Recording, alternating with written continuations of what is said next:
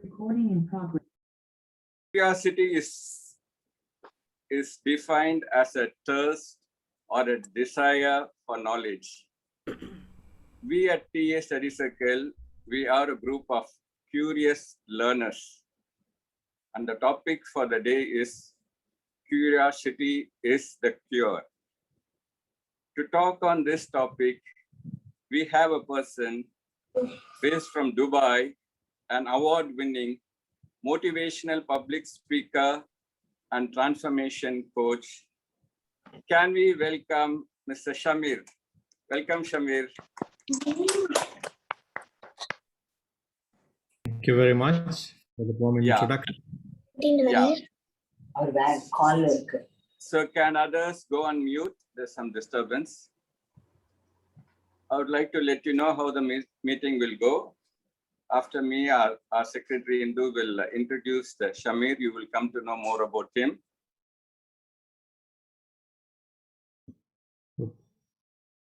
Please unmute yourself. It's gone on mute.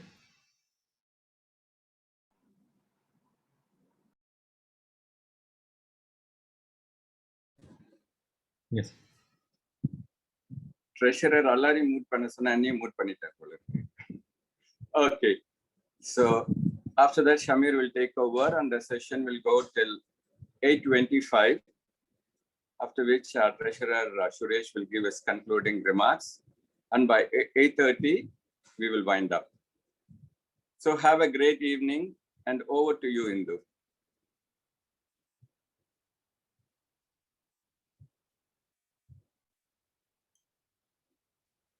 Yeah, Suresh, you need to unmute Indu. Yes. Thank you. Thank you, Surya sir. And a very good evening to all our members who have joined us this evening, and a very warm welcome to our special speaker of the day as well. Thank you for having accepted our invitation in the first place to address our members this evening. It is not only my pleasure, but it is a privilege to be introducing you to our audience today, because I have witnessed some of the conversations which have been life-changing for many participants on your platform, which is Turning Point, an event he hosts on most Sundays. The whole of last year during the pandemic, I have seen people join in and shift in many ways and leave in a very empowering state as opposed to how they join the conversations. So thank you for doing that work, and prayers to give you more strength to be able to continue to do the great work that you do. So let me formally introduce our speaker. He's a curator of Awesome Walkers and Turning Point, which are platforms created to demonstrate the art of having deep, inspiring conversations. He's an entrepreneur. He has lived and worked in many spaces in China for about 8 years, while overcoming various challenges since 2006. He's had different leadership roles within non-profit social community platforms such as Toastmasters, Rotaract, and the Indian community in China, strategic advisor to business leaders, permitting change makers to identify personal vision that is impactful. He is also an NLP practitioner, bringing a new mindset to different scenarios. He coaches clients, identifies their true purpose, and help them march towards their goals with authenticity. He is also a coach to young leaders and enables them to become game changers in developing a success mindset and helps them become peak performers. He's a member on the board of governors of JSS International School in Dubai, contributing to the wellness engagement of teachers and students alike. So he is also a skills trainer, conducting various workshops and training programs that enhances the engagement and communication within and across teams. And he also has very interesting podcasts. Please do visit his YouTube channel as well. So during your session, kindly share a little more details on your podcast and your channel. So over to you, and looking forward to a great session as usual. Thank you very much, Indu, and thank you very much, Surya. Thank you all of you for being here, first of all. When I got this invitation about over a month ago, and when Indu contacted me and said, we'd like you to address this community. And then she introduced everyone who's going to be coming here are experts, all our coaches, all our psychiatrists, or psychologists, and transaction analysts, and you have to come and add value over here. So better come prepared with something that we can all take away and learn something.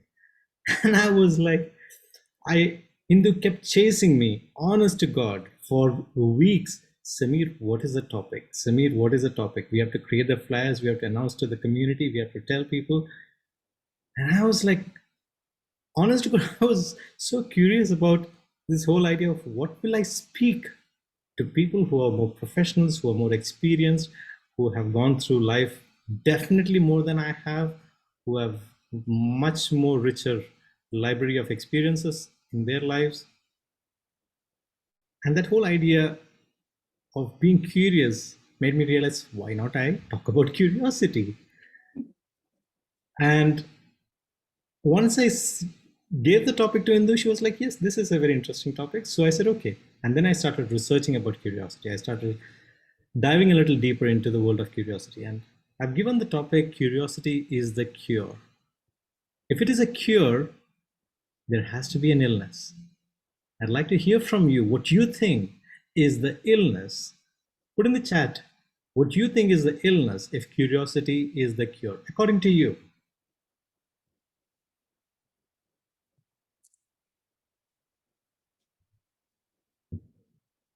Ignorance, boredom. Curiosity is the cure to boredom. Curiosity is the cure to ignorance. I'd like to see more answers. Curiosity makes us to be here and now, all right? What is it the cure for? What is the ailment? Attitude, stagnation, resisting change, lethargy, rigidity, monotony, knowledge, anxiety. So, truth of the matter is, everything that you say is right. Because if you're giving that answer, it means for you, the context of curiosity means something very specific and you've chosen it, right? Now, let me share one thing over here. How many of you have, I would love it if you can come on camera because it'll help me be more engaged with you. So if you don't mind, please switch on your cameras, and as long as the bandwidth does not suffer and we can communicate like this, then I would love to see your faces and be engaged with you, even your expressions, because I'm really curious.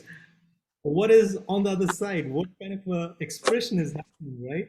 So this is going to be a little bit interactive. There'll be a little bit of sharing from my side, but at the same time, I will interrupt it with trying to take your feedback and seeing what is it that you're taking away from whatever I'm sharing so far. So imagine the gym, right? When you go to the gym and you watch somebody do workout or do exercise, when you watch them, does your weight come down? Does your muscles build? Doesn't, right? The same over here. If you're just here watching throughout the next 2 hours, your muscle over here is not going to get exercised. And I'd like to engage and exercise that mind as well, a little bit in between the presentation, so that we actually exercise and see how we can actually build that. So when you are participating either in the chat or later when I unmute you and ask you for your inputs, you being participative is you exercising that muscle of yours. So I hope everyone is going to be really engaged in this gym, right? So I have,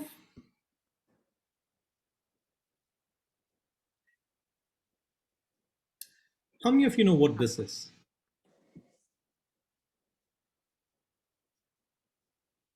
How many of you are curious about what this is? You can, okay, you can unmute yourself and speak. Kind of jellyfish? Is a fish. Is it a fish? Right? Looks like a fish. Looks like. No, not jellyfish. It's a smiley fish. It's a smiling balloon. fish. It's a smiley fish. It's a balloon. It's called a piglet squid. It was discovered very recently, apparently. And let me show you a quick video of that.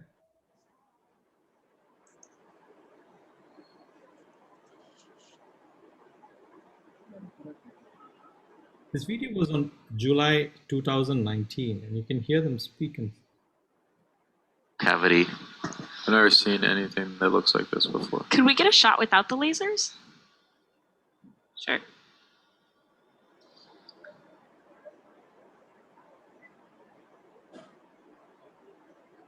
Why am I sharing this? About a fish that is almost transparent and in the sea, and something that has been discovered recently. I'm sharing it is because we don't know what we don't know in this world, right? Until for the first time we see it, we start realizing that yes, this could be possible. And that is the space of where curiosity comes in. And when we are open to things, then new things opens up for us.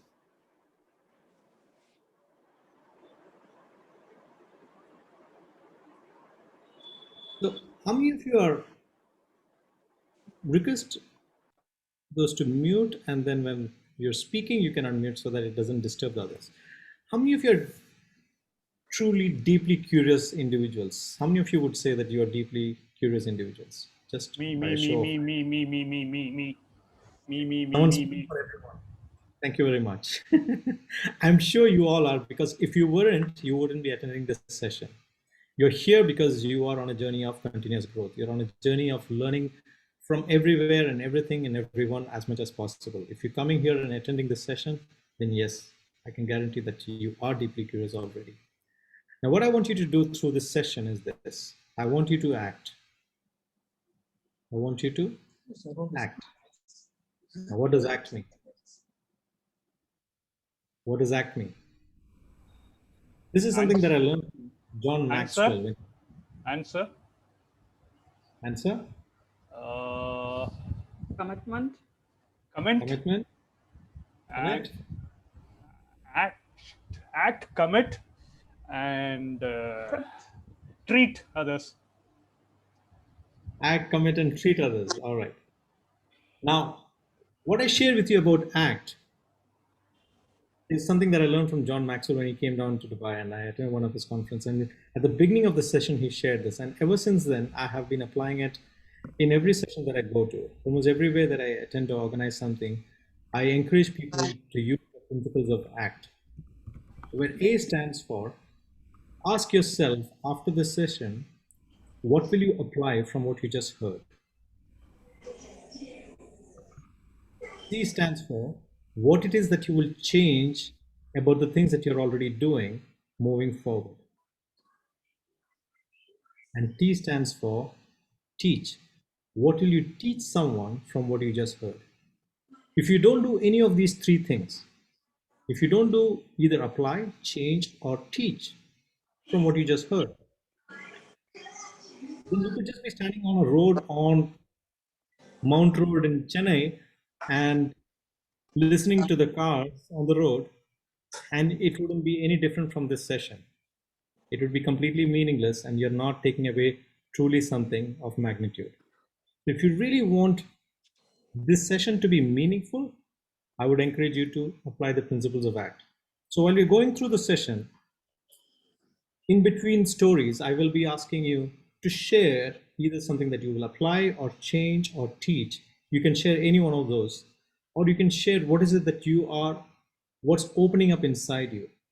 Very often when I ask people what you have got from the session, they kind of repeat what has been said in the session. But repeating what has been said in the session is only repeating what has happened. But my question is not about what happened, but my question is about what opened inside for you. And when you're deeply curious about what opens inside you while you listen to a session, then you open yourself to the possibilities of new things in your life, new adventures, new connections, new results. Everything can be new if something new opens up inside. And if that is the desire, you're coming into this session right now at this point of time, and if you're completely open without judgment, being present over here, completely in the here and now, then I can guarantee you through the stories that I'm going to share today with you, there will be lessons, there will be things possibly that will open inside you. When you come in from a space of deep curiosity.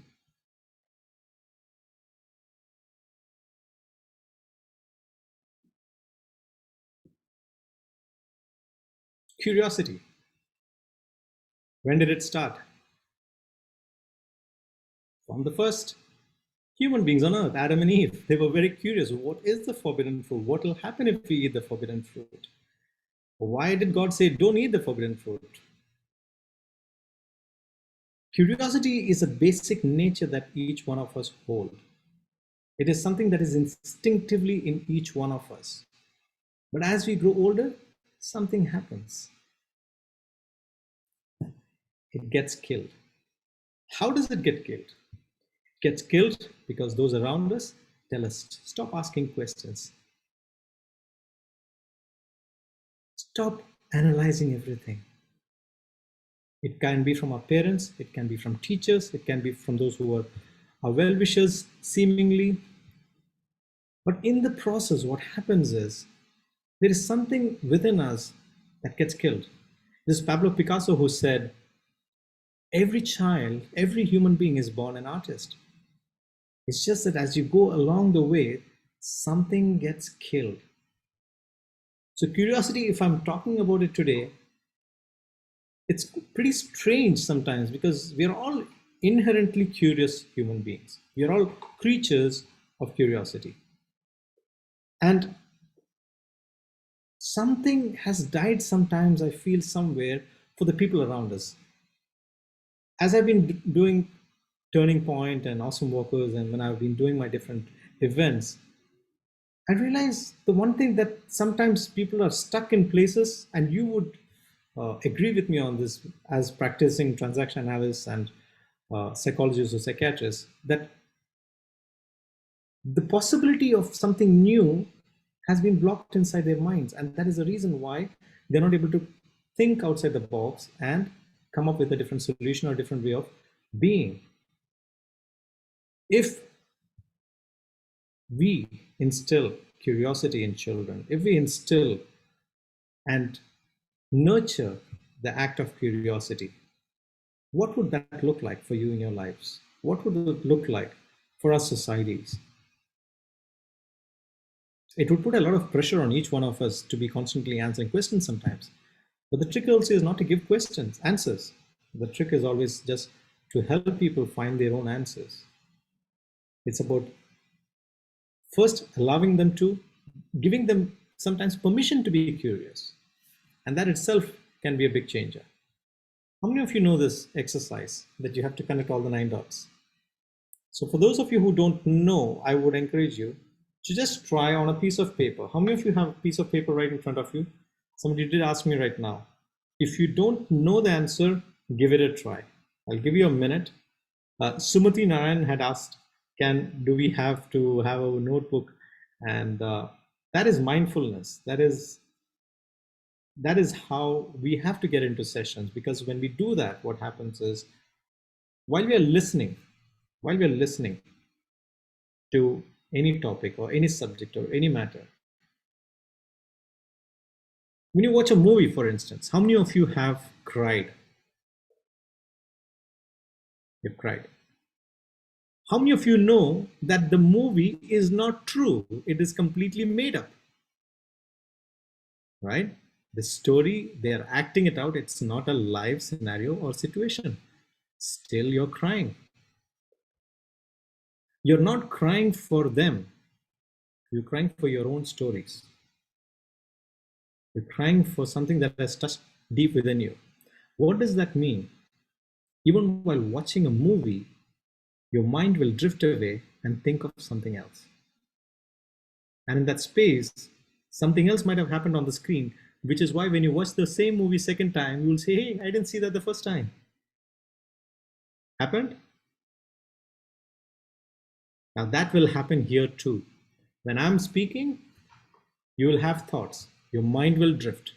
Your mind will think about other things. Your mind will have other stories or incidents in your life that will pop up.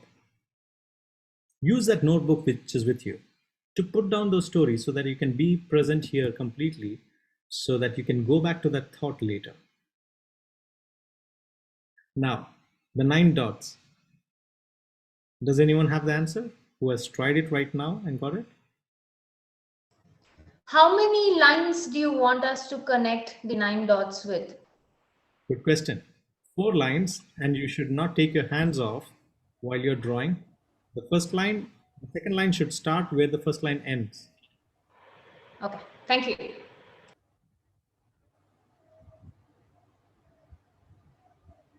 It should be continuous, right? No, It should be continuous. Yes. No overlapping. Yes. Sumati, you know the answer? Yes, we have done already. Okay. How many answers do you have? 1 or 2? I think I did it only once. One answer. I have got only one answer. There's no 2 answers. I have only one. You have 1. So find the second one then. Sumati, you can try for the second one. There is one more answer. Seriously? Be curious, you'll find the answer. Oh, you're pulling a fast one. No, I'm not. I'll show you the answer.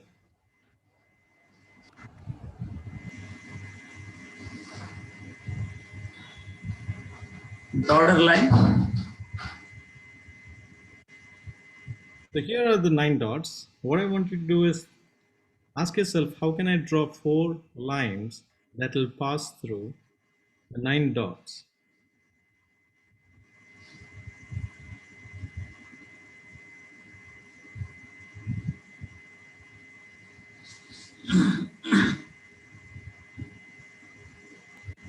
Are both the solutions similar, or it's a different altogether? What do you mean? Or probably the angle might shift, or both have 4 lines. Both have 4 lines, both are completely different in design. Oops. So it's not a directional change, if that is what you're asking. So one is like a kite. I know that. Sumati knows that as well.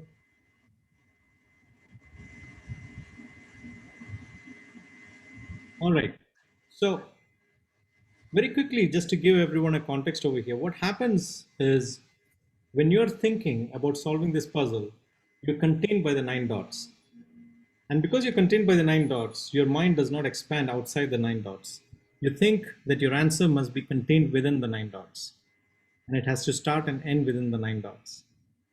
When your mind expands and starts exploring outside the confines of the 9 dots is when you will find the solution. So one of the lines can extend beyond the dot, sir? Yes. Okay. So let me show you the answer over here. This is one way on how to do it. This is the way that Arun knows the answer for sure. This is what I got. The kite looks like a kite. Yeah. So one line goes up and then it extends out of the dots and goes. The second one is this. Seriously, can you do this? Oh my God, I drew it that way. See? You did it? Yeah. Okay. Yeah. I tried all the other way. Oh. But it has only 3 lines. 3 lines only here. Last one. You said 4 lines. You said 4 lines. So change All right. your paradigm. So make it 3 lines. 4 lines. Where's the 4th line? The invisible 4th line. You can draw one more line and it won't count. But it's about, the point is this, right? Actually, he said to connect the 9 dots. But No. one of the participants asked, do we have to draw 4 lines? That's the way it went. Now, when you look at how the answer played out and the way that you responded to the answers, your response to the answer, whatever that was, is the way that you respond to most things in life. It's the way that Sorry to interrupt. The catch is or less. That means it is there in the instruction. Yeah. No. The point that I'm making over here is this. It is for our mind to stretch Curiosity is about seeing what it is that you can take away from situations, see what it is that you can learn from situations, and see what it is that you can expand upon. Very often we have in our teams individuals, no matter how much ideas you give, they will always be there to say this doesn't work or that doesn't work, right?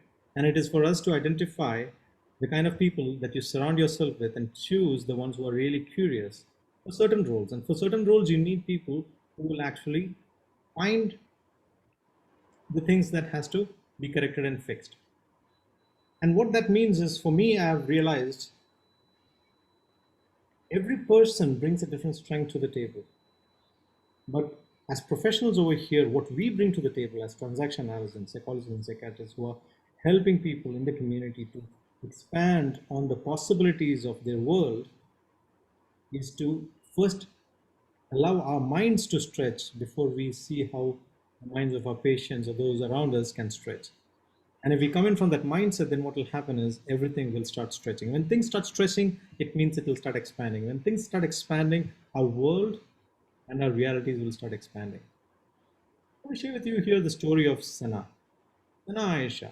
Sana is, she used to work in advertising and she became a mother. And she discovered that her son, when he was born, everybody wanted to give her advices on how to get her son to eat food. They had all kinds of solutions and recommendations and everything. And she wondered, why is it that children become fussy about food? Why should children be told? Because when we grow up, we love food, we like to eat, we like to go out, we like to dine, we are essentially people who enjoy food. So why is it that children don't enjoy food? Is it because of our approach? Is it because of the way that we feed them? And then she started experimenting different ways of engaging her son in the process of making food. And while she explored this whole concept, he got fascinated with the idea of preparing food. And when he started preparing the food, he started valuing the food even more. And while he valued the food more, he started consuming it even more. It was not something that she was pushing upon him. It was something that he wanted, that he was creating, which he was easily eating. She realized that this was a problem for so many other mothers as well. So what she did, she set up a school, a kitchen. It's an initiative in Bangalore which teaches children the value of food, where they prepare, they engage, and they go out and get these children to be fascinated about food. Now, what I love about the story is how, as a mother, her curiosity helped her find a solution, not just for her own child, but for those around her as well. And that is the power of curiosity. If you look at our lives and if you look at the things that are around us, there are so many problems that are still out there waiting to be solved. And if we can become deeply curious about it, if we can become truly curious about what it is that can be done so that we can ease the pain of somebody else, then there is always probably even a business idea and model and money to be made out there, because any business exists because it fulfills a need. And if we come from a space of not making money, but from solving a need or a pain that is there amongst those around us, there's nothing that will bring us more joy, I'm sure. This is the story of Gillian Lynn. How many of you know Gillian Lynn? Gillian Lynn was born in the 1920s. She was a lady who was a very active child. And because she was very active, she was super active in classrooms, which means disturbing other children and students and everyone in the classroom. And her mother got really worried about it. So in those days, they had still not coined the idea of ADHD. And those things came in much later on. So the mother took the child to the therapist and said, you got to figure out what's happening with her. And the therapist said, let's look and let's have a talk about it. And the therapist took the mother outside the room to have a personal discussion with her, to understand what the situation was. While he left the room, He played on the radio so that the child would not get bored in the room. While the music was playing, Gillian stood up and she couldn't stand still. She started dancing. The therapist said all she needs is to dance. So the next day, the mother took Gillian to a dance school. Gillian went on to become an amazing dancer. She started working with the likes of Andrew Lloyd Webber and was directing Cats and phenomenal musicals, and she was one of the most famous choreographers of all times, dance choreographers of all times. Why am I sharing this story over here? Sense of curiosity from the therapist and from the mother to find out what is it that the child wants and what is it about the child.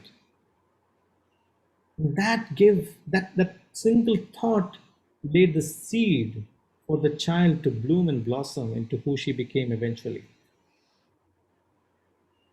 And it is just a simple idea. Be curious.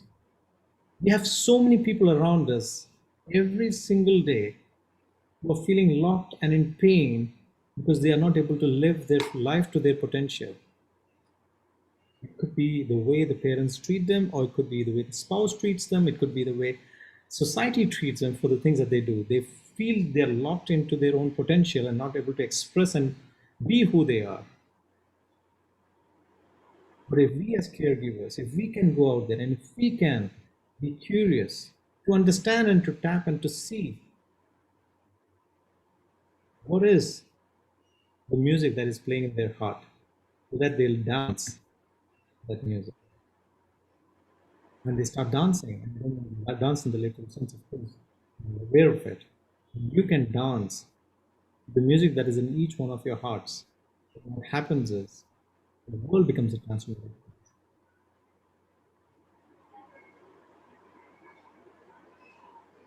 Before I move on to the next story of this gentleman over here, it's time for reflection. I want to take a break over here and I want to hear from you. I want you to unmute yourself and I want you to share so far from the talk today.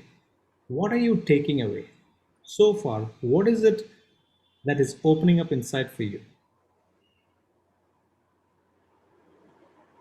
Who wants to share? I'm going to call Usha. You're already unmuted, so you would like to share? Yeah. Good evening, everyone. And Evening. yeah, as I am a teacher and I'm always handling adolescents. So, and being a math teacher, something which I've always been trying to do is to help them to raise doubts and ask questions in class. But I often observe that since childhood, they're not encouraged to do it. Like, don't, as you said earlier, don't ask too many and enough, and you are being too talkative and things like that.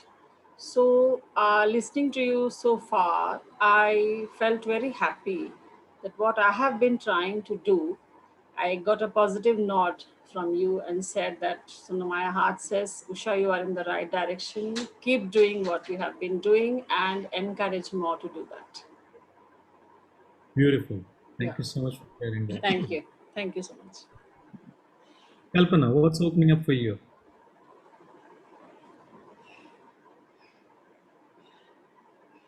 What comes to my mind is, Samir, like I'm always a curious person, but from whatever I heard from you, suddenly I feel, the same pattern of thinking keeps happening. So I need to change the pattern so that, something wow opens up. I need to change the pattern of thinking. Excellent. Indu, what's opening up for you? What was most striking for me was the curiosity has always been there and to act on it has also been there. And occasionally there is this bouts of teaching someone, sharing that with somebody else. But the story of Sana and the Kid Kitchen initiative is so inspiring to not just stop at being curious, but to take it to a larger, audience or a group.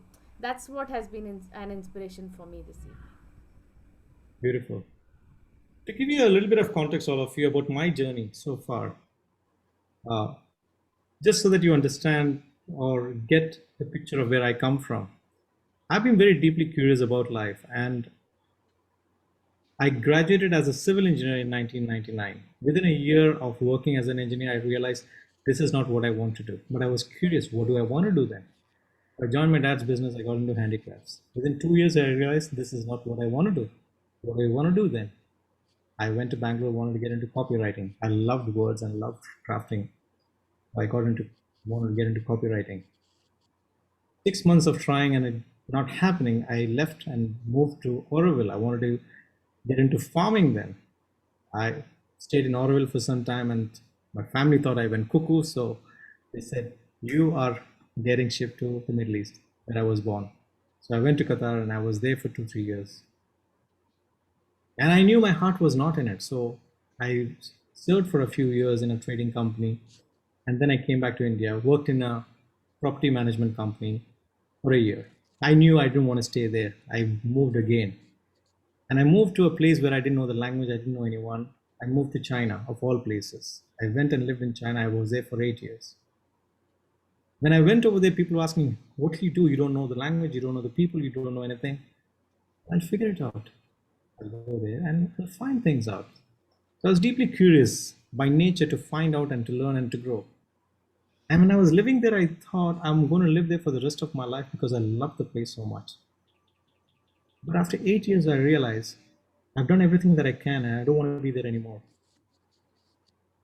And when that realization hit me hard, within 2 weeks, I packed my bag and I left. I sold my company and I moved out of China. Not knowing what I'm going to do next, but I was deeply curious that I will do something which will add value into my life. And then I went on to doing again other things. I moved to Dubai, then I went to Qatar. I was selling paratha and karak chai, got into the hospitality business, thought that is where my life is, realized very quickly selling tea was not my cup of tea. Then I was about to move to Turkey, Istanbul, and that's when there was a bomb blast over there and I was wondering what am I going to do next. And then I found the world of NLP and coaching. And then my life moved on into this direction since 2016. Why am I sharing this story over here is this. Nitin, I'll call you in some time. Okay, no problem. So. We heard you. Sir? Yeah. I'm just curious to know this. You have got such a rich experience in this, life of yours. And is your age around 42 to 43? 44. 44, okay. Great. And within this short life, you have got such a rich experience. Really inspiring, sir. And I liked your point, this ACT, which you spoke about.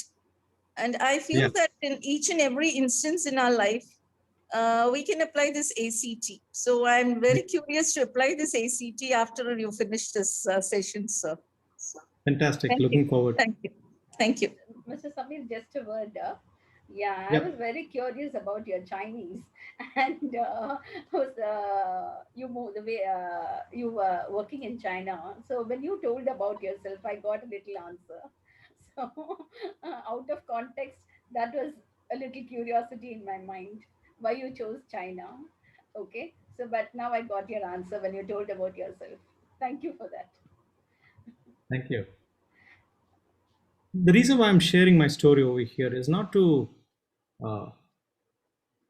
impress anything, myself or anything, but to impress upon you the whole idea of if we are constantly curious about our own possibilities, then we will not get locked into what we are doing, because what we have done, if we continue doing, we will continue to get what we are getting.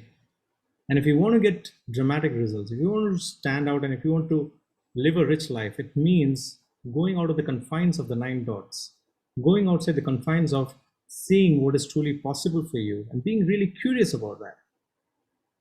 And if we can be that for ourselves, we will inspire our children, we will inspire the society around us to step out and do things that is to make a difference. And we all have the opportunity to do that. If you think about it, Elon Musk or Bill Gates, they're just humans just like us who were born as a baby, who had the same problems, who went through the same situations, who had 24 hours in their disposal. And what they made of it is what made them who they are today. We all have that opportunity in the smallest of ways, and it's not really about money, right? It's about making meaningful impact. And if we are really curious about asking ourselves, how can we leave a meaningful impact? Then we'll find the answer to that question. The first step is to ask that question. Moving on, let me speak to you about this gentleman called Morerah. Morerah is somebody that I met about 2 to 3 years ago. Mo, when he was growing up, his parents told him, Mo, we are Emirati family, but we are not a very rich family. We don't have so much money or anything, so you got to take care of yourself. So you got to start doing whatever you want to do. And at the tender age of 7, his parents put him into a football club. So he was playing for one of the clubs in Dubai, but at the same time, he was also going to school and doing whatever is needed, basically. But he was earning money and he had his own pocket money, so he felt more grown up from a very, very young age. As he grew older, when he hit the age of 18, he had to choose between university and football. So he was debating and asking himself, what should I choose? Finally, he thought education is the solution to all problems in life, and therefore he went to university. Within a week, he realized, I don't want to study, I want to go play football. So he went back to the club, and the club told him, no, sorry, the seat is filled up already, you will have to go continue your education. So he goes back to university. And he's like, what do I do now? Because he's been a competitive person all his life. So competition is in his blood. Playing and winning is part of who he is. And then he took up rugby. He took up rugby and he started playing rugby for UAE. He was one of the first Emiratis who was a rugby player in the UAE national team over here. Otherwise, all of them were foreigners. His career started going up, and then one fine day, he got a sponsor who was going to sponsor him for a very big money amount of, it was going to change his life completely. I think it was Red Bull that was going to sign him up. And just before the signing of the contract, he goes into a game, he meets with an injury, and he breaks his leg. And his leg is almost to be amputated. Such severe injury that he has attained that he is not able to walk, and he is no more an asset for the company, so they don't sign him on, and he's lost everything. Now, this is just one part of the story. Mo is such an inspiration to me because that was not the only thing that was going wrong in his life at that point of time. His wife was suffering from a terminal illness. She passed away. On top of it, his grandfather, who was his best friend in his life, due to old age, also passed away. Within the fraction of a few minutes, few days, few months, he lost everything that was near and dear to him and his career as well. He was devastated. Part of his journey of healing back was he had to go through water therapy. And while he was in the water, he realized he loved water. And that is when he realized his love for surfing, which emerged after that. Today he is representing UAE as a surfer for the Winter Olympics. So, curiosity, when you are asking yourself the right kind of questions and you're expanding yourself in different directions, the possibilities that can open for you are limitless. And when you can actually look at your life from a space of possibilities, from a space of unlimited possibilities and things that can actually expand for yourself and for those around you, your life becomes a true joy for you and for others. And we all, like I say, have the opportunity to do that. If we are breathing, we can make an impact.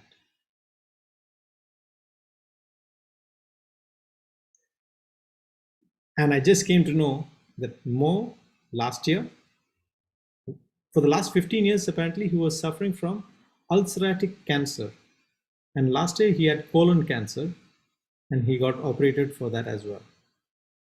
So when you look at these lives, when you look at people who are going through extreme pain and suffering, and then when we realize, despite of all of this, if they're doing so much to leave an impact, why can't we?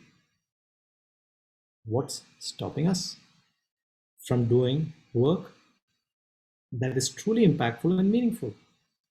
And I think the answer to that question is only curiosity. We just have to be curious about how can we leave an impact and make a difference. And if we ask that question to ourselves, the answer will emerge. If that is a question that we're constantly asking ourselves and seeing how can we make a meaningful difference to those around us, the answer has to emerge, because that is the way of the world.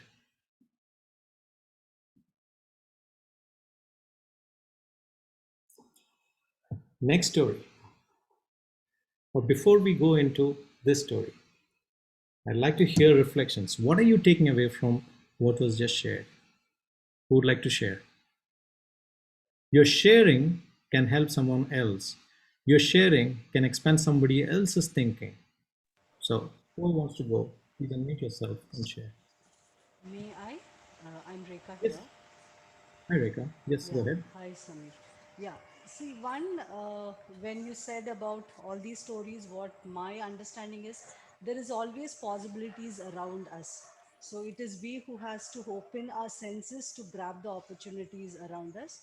And I would always say, like, there is always blessing in disguise. There is a better calling waiting for you. Uh, I have seen a lady like I know a cancer survivor. I don't know her deep story, but recently I heard her deep story is like she became a single mother at that time. At that time is where she was diagnosed with the third stage of cancer, and she had two small sons whom she had to handle single-handedly. And she was strong enough, one, and she had friends and relatives who had supported her financially, morally, and emotionally. And she now her both the sons are grown up, and they are at the age of 20 plus. So that's a beautiful thing. And again, I can also reflect upon my own life, where few years ago I lost my job uh, when there was like job cuts, and then I got into another organization where there was lots of politics. I hated that. Without any plan, I quit the job. But those disasters, I can say, is what led me now to become a trainer, where I'm exchanging knowledge and learning from others. So I would say my life is beautiful. So this is what I want to share in this forum. Beautiful, beautiful. Thank you so much, Rekha, for sharing that. They always say setbacks are setups for something that is beautiful ahead. Exactly. Setbacks are setups for something that is beautiful lying ahead. Sheila, yes. Yeah. From what I've heard from you so far, and people's sharing, what comes through to me is one has to go along with the flow. When you're moving along with the flow of things without trying to restrict or trying to change too much the things around you, but when you flow along, I think you automatically find things that are right for you. Or you, like in the case of the dancer, her mother did not say, oh, she's not capable. She said, okay, I accept she's not capable, let me find out why, what could be the reason for it. So there was a flowing along with the thing. Again, in the case of this athlete, he just flowed along with whatever was happening to him, and as he flowed along, his mind opened up to what else could be done. So I think flowing along is essential, which opens up our areas of curiosity. Beautiful. Thank you. Absolutely. Yes, Priya. Two things came to my mind after listening to all the stories. One, I was able to connect with my own life. The first experience you talked about, the child's mother who was concerned about the child not eating. I was able to relate that to my kid, who's a 9-year-old, and I still struggle a lot in terms of getting her to establish a proper eating habit. It's like she's developed a hatred towards food. So that was very interesting, where I feel like I have to try that out, where this mother engaged that kid in cooking. So maybe that might help. So that was something with my personal experience I thought I should try. And another thing which came to my mind was I was living in New Zealand for 8 years. So how the culture there works is there is no restriction of learning in terms of age. I found that only after I went there, in terms of, I was doing a course in alcohol and drug addiction. And there were people from different age groups. There were people, 60-year-old was there, a 65-year-old were there. So that was very different for me from being living in India and moving there. So it's about the age doesn't matter, like you said, no? It's about at that age, they want to rediscover themselves and do something new. And they went with that flow of getting a new skill and getting a new job.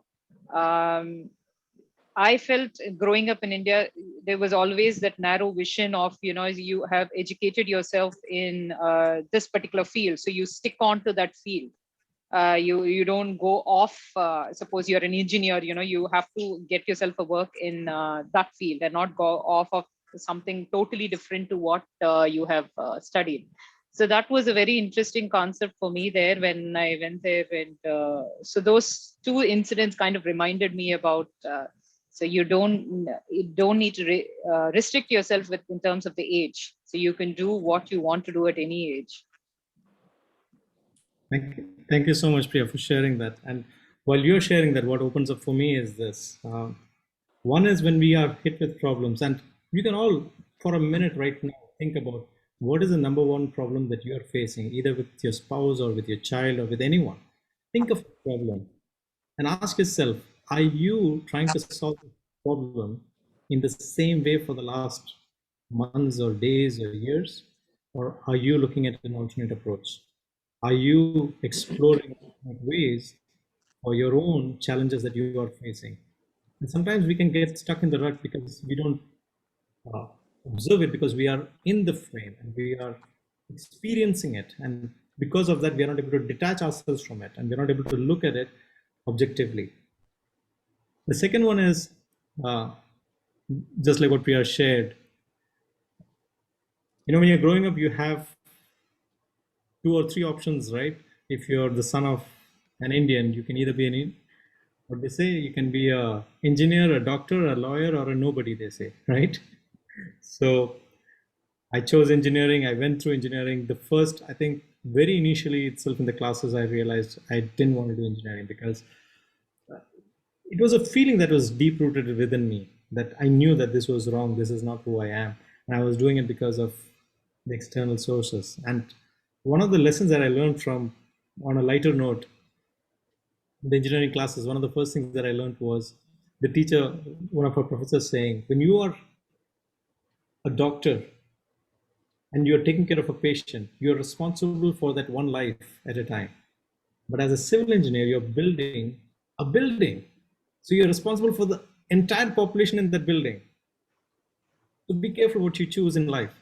And I decided I don't want to be a civil engineer after that. But jokes apart, when I discovered the world of coaching, and when I discovered that I want to become a coach and I want to become who I am today, at the age of 39, I went and spoke to my parents and my family. The response was,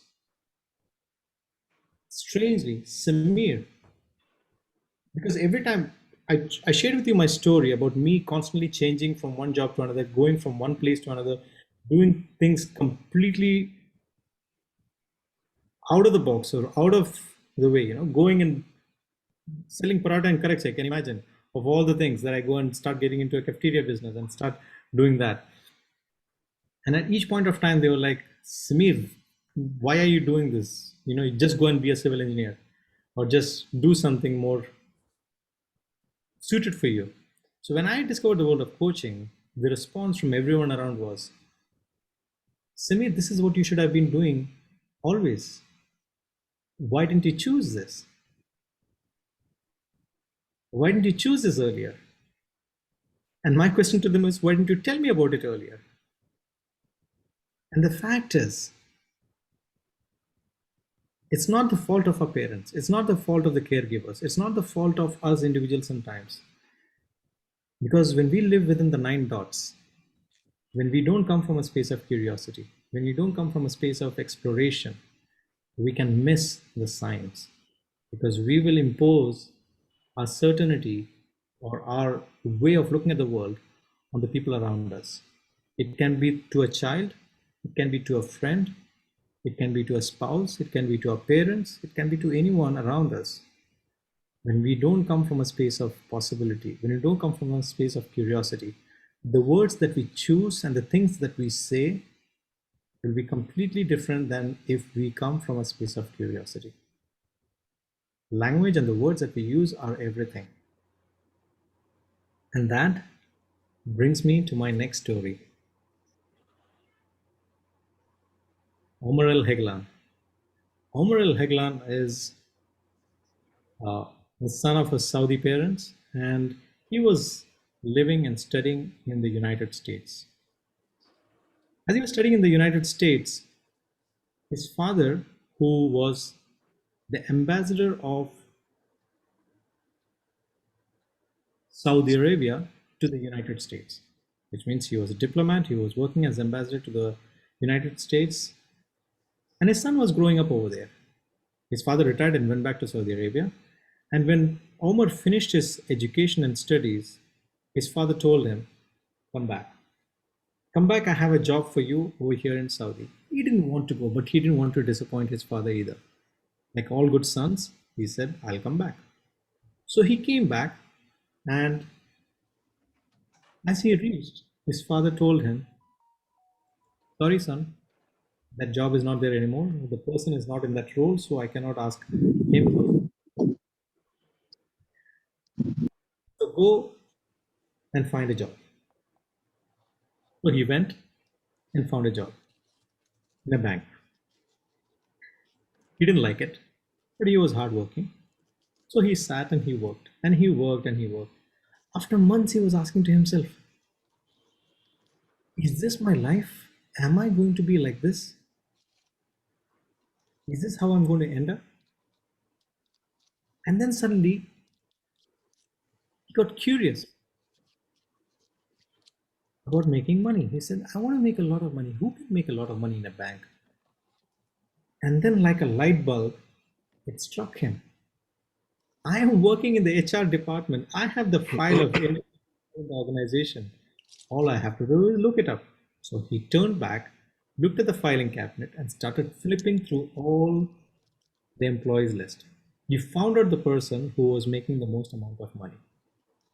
And then he started waiting to meet the person in the trading department so that he could be part of the trading team.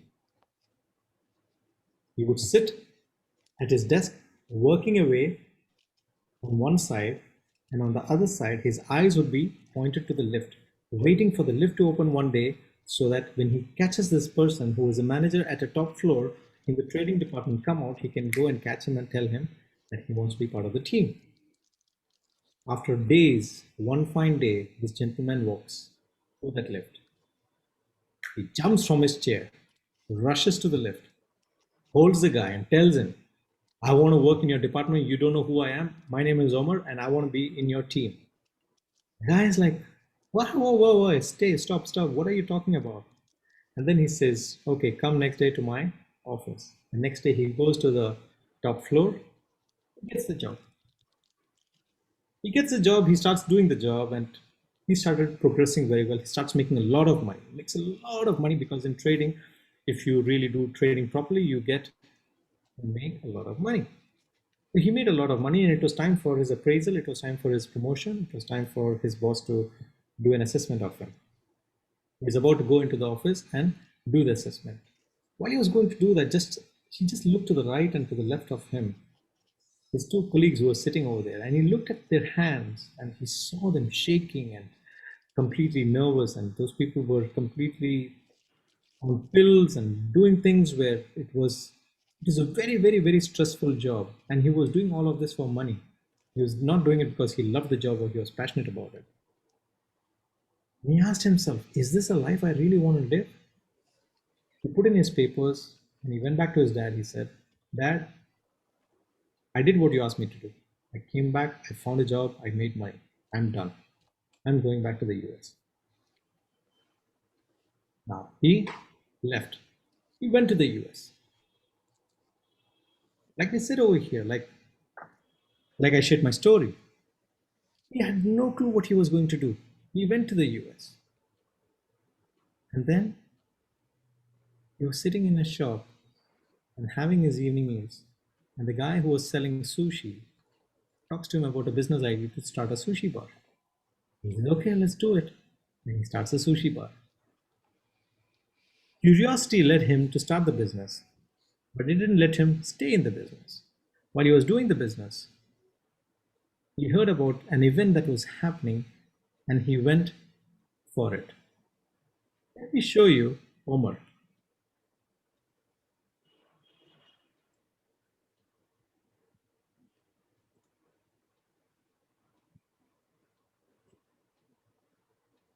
That is Omar.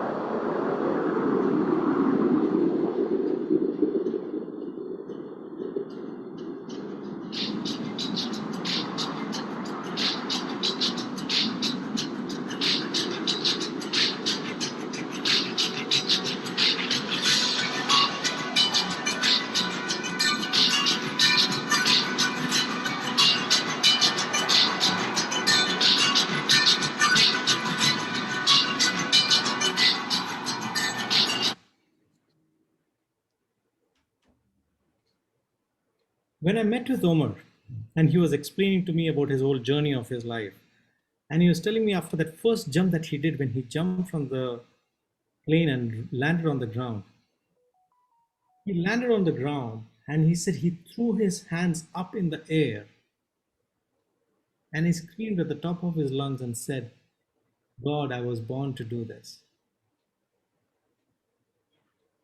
And each one of us has something within each one of us that we were meant to do, that we have all the skills and the potential and the strength to make our lives meaningful by doing the things that we love to do, that makes us come alive.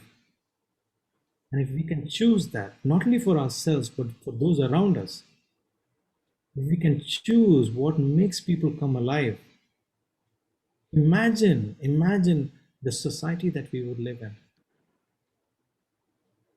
Completely out of the box profession, skydiving. Can you even imagine your son or daughter coming and saying, "I want to live the rest of my life diving from planes"? If you can imagine, it means you have a mind filled with curiosity and possibility. It means you have a mind that is accepting of things as they are and not limiting things from your own way of looking at things. What's even more inspiring for me about Omar's journey is this. As I got to know Omar, I got to know that he has a daughter. His daughter's name is Dunya. Dunya was 7 years old when I met her for the very first time. Now, Dunya was someone that I said, "I want to go and interview." So I called her in for an interview and everyone was asking, "What are you going to ask a 7-year-old? And what are you going to do with a 7-year-old? And what is she going to talk?" And I said, "I don't know." And whenever I hold my talks or whenever I host conversations where I have people coming in, let me show you. I don't know if I...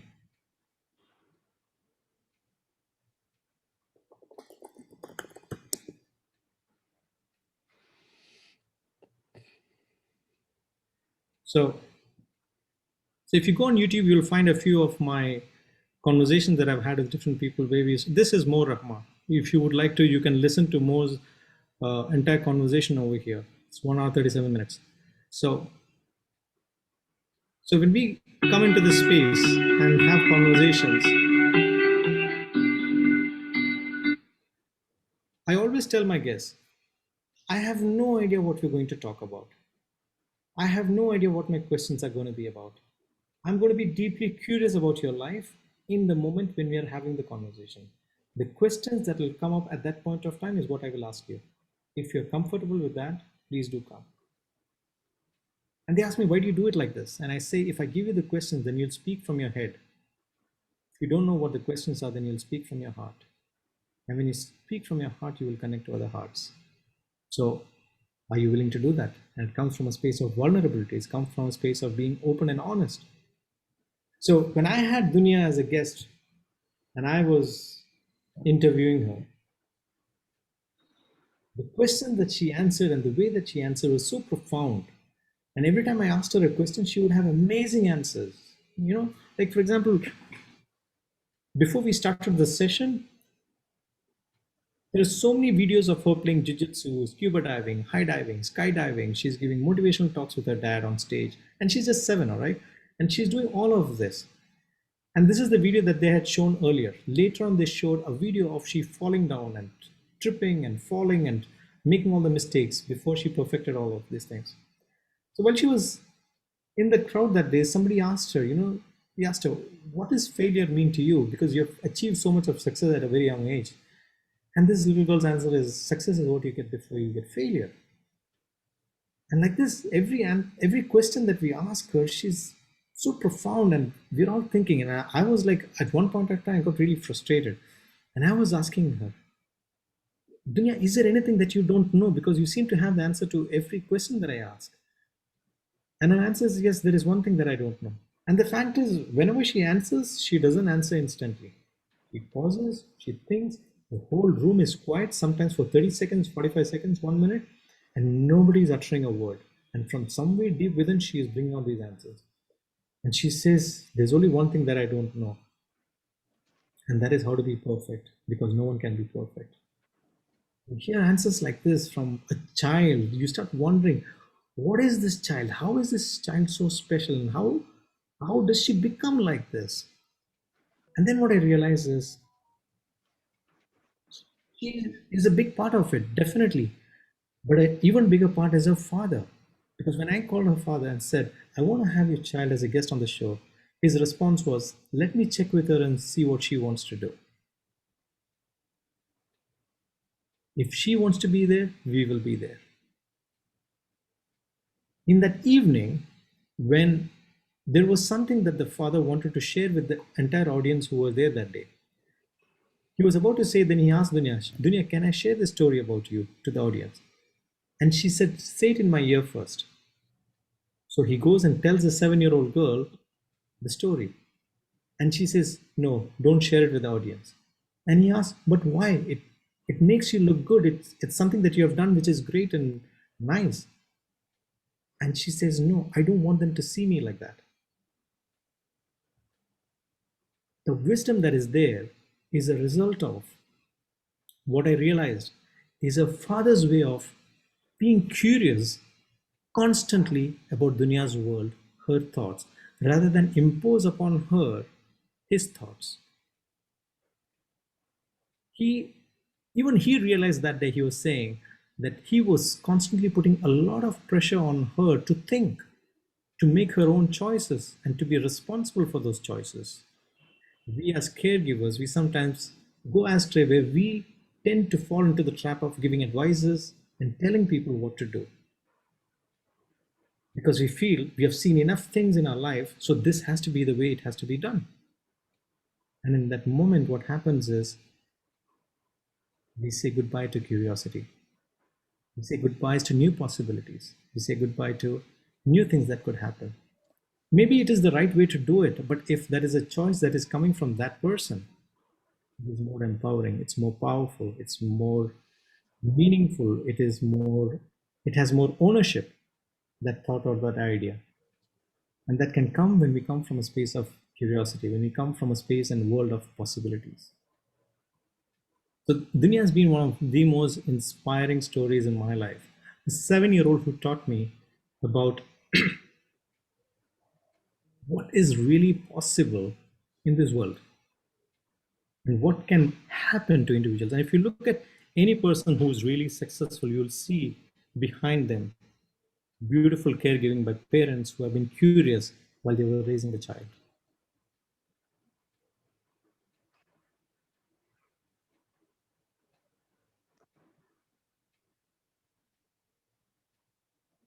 How many of you know who this is? Anyone?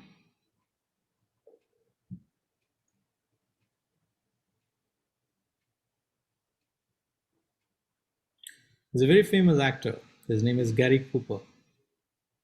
He acted in a movie that was made out from a book.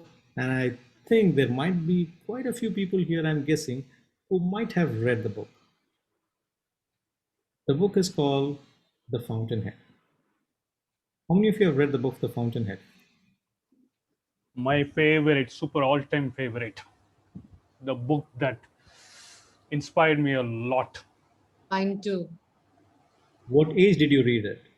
I read at different ages, different points of my time, and different points of time it gave me a different perspective altogether. If at all, if there is one thing that inspires me, one thing that I hold as a role model, Howard Rourke.